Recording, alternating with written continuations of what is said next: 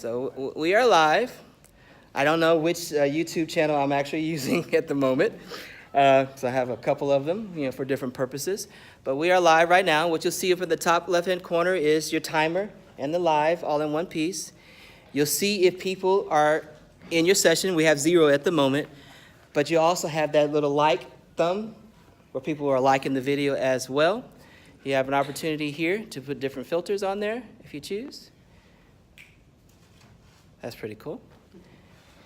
Your comments is going to come down here in your chat. You'll be able to see those as they come across. And then down here you can flip your camera.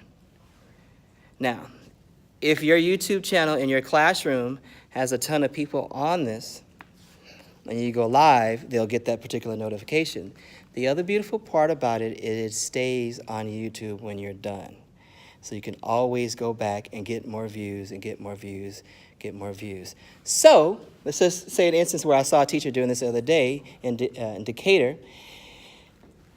Student was absent and is going to be absent for a couple of weeks. So they did some live collaboration activities for the kid in the classroom, did it live, so he's at home in the bed, but he's watching what the kids are doing. He realized he cannot participate physically, but he can participate collaboratively. He's got his laptop, he's seeing what's actually going on, participating on the Google Doc, but he has that bird's eye view because the teacher is going live in the classroom for that kid.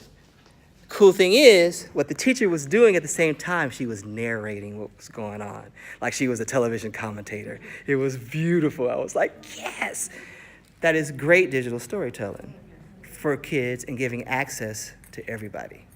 Now, internet issue, that's something that I can't solve. But if they do have access, it's a perfect way to go live for those kids who can't be a part of it. Now, Google does a Take Your Child to Work Day virtually, and they do it through YouTube Live. So if you know somebody in the industry and you want to bring them into your classroom, use YouTube Live in order to do that. And the kids can interact with that particular scientist, with that particular, dietitian or whatever the case is in that particular classroom using this because the kids can interact live. Cool thing about it is the person is seeing their questions, like going back to the homework. They're seeing the questions come through and they're talking about a particular concept. And as they come through, they can stop and say, oh, yeah, Jessica, I see what you're saying, and continue to interact with that particular audience because they're just flying by your screen. We're going on a cruise. Like I said, my wife was watching people giving us advice about the cruise. I've never been on a cruise. I'm afraid to go on this cruise. I'm going to do it because I love my wife tremendously. Hi, baby. That's my wife and my Mocha Minor over there. But they just had comments flying. The cool thing about it is they were paying attention to the comments. Now, I tell people all the time, look, don't worry about always looking into the camera. Right? Don't worry about that because it's not about you. It's about your audience. So when you tell your kids, all right, let's digitally tell people what's going on, remember, it's about the audience, not about you. So don't worry about getting glam and looking at it and fixing your makeup or whatever the case may be. What does your audience want? How are you paying attention to your audience? These little kids, little kindergartners get on there and during their little performances about the food chain, you're teaching them how to interact with an audience, helping them articulate at a very early age live. Now, parents, you have to do a lot of convincing a kindergarten parent, like, you gonna put my kid on TV?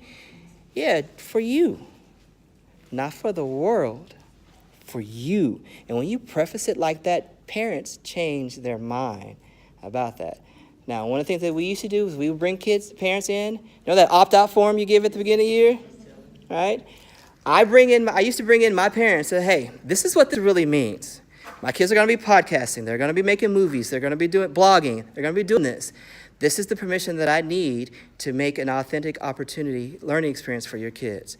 And I explain it to them. In the process, they begin to let go. And I also let them know that, look, when I put something on YouTube, it's unlisted. Nobody can find it unless I give them the link. So when I give it to you, don't be sharing it with the world. Don't be posting it on Facebook. Look what my baby did. Now everybody's got it. Don't be doing that.